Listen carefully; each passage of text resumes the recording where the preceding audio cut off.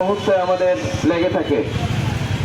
তার সাথে যদি সর্বশেষ যে প্রস্তাবনা দেওয়া হয়েছে আশা সাগরের সঙ্গে কালীগঞ্জের একটা সংযোগ আছে, এটা ওটা সংস্কৃতি গড়ে উঠেছে।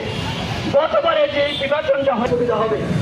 দ্বিতীয় হলো আসলে লোকেরা যখন সাতক্ষীরা সদরে যায়, খুলনায় যায়, কোন সময় তারা বৈশিষ্ট্যের দাবি রাখে, ঠিক অনুরূপ ভাবে আশাশুনি আরেকটি দ্বিতীয় বৃহত্তম উপজেলা, এটাও কোস্টাল বেল্টের এলাকা। এখানেও চলাচলের ব্যবস্থা সামনাগর উপকূলীয় এলাকা, এখানে চলাচল একই রকমের। এই দুইটি ইউনিয়নকে একীভূত করে আসন বিন্যাস। আসসালামু আলাইকুম ওয়া রাহমাতুল্লাহি ওয়া বারাকাতুহু। আলহামদুলিল্লাহ সচেতন সামনগরবাসী এইটা স্বীকৃতি পেয়েছিল।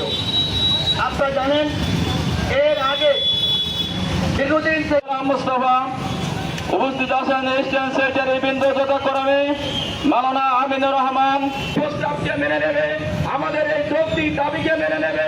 এই সামনগর বাসী আমাদের মানুষের জনাব গাজী নজরুল ইসলাম আজকের এই মানববন্ধনে উপস্থিত আছেন।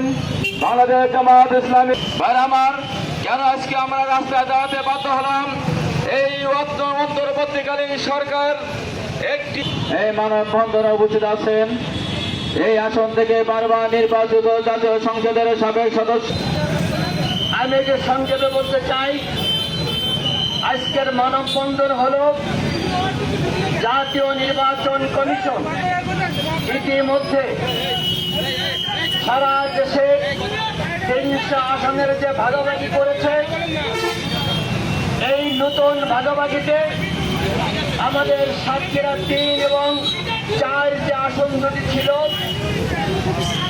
সাতক্ষীরা 3 ছিল দেবহাটা, আশাশুনি এবং কালীগঞ্জের 4টি ইউনিয়ন, আর সাতক্ষীরা 4 ছিল আমাদের পুরার শ্যামনগর এবং তাদের শ্যামনগরের সঙ্গে অখণ্ড কালীগঞ্জকে জুড়ে দেওয়া হোক, আশাশুনির সঙ্গে দেবহাটাকে জুড়ে দেওয়া হোক।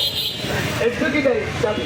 তৃতীয় দাবি হলো এভাবে সমন্বয় করে অতি দ্রুত প্রজ্ঞাপন জারি করে জনগণের আশার প্রতি ইচ্ছার প্রতি সম্মান দেখানো হোক। একে আমরা বর্তমান তত্ত্বাবধায়ক সরকার, নির্বাচন কমিশন সকলের কাছে আমরা বিনয়ের সঙ্গে দাবি করছি। যদি তা না হয় তাহলে আজকে আমরা মানববন্ধন করছি, কালকে আমরা এখান থেকে লাখ লাখ জনগণকে সাথে নিয়ে, জনগণকে সাথে নিয়ে আমরা বিদ্রোহ করতে আমরা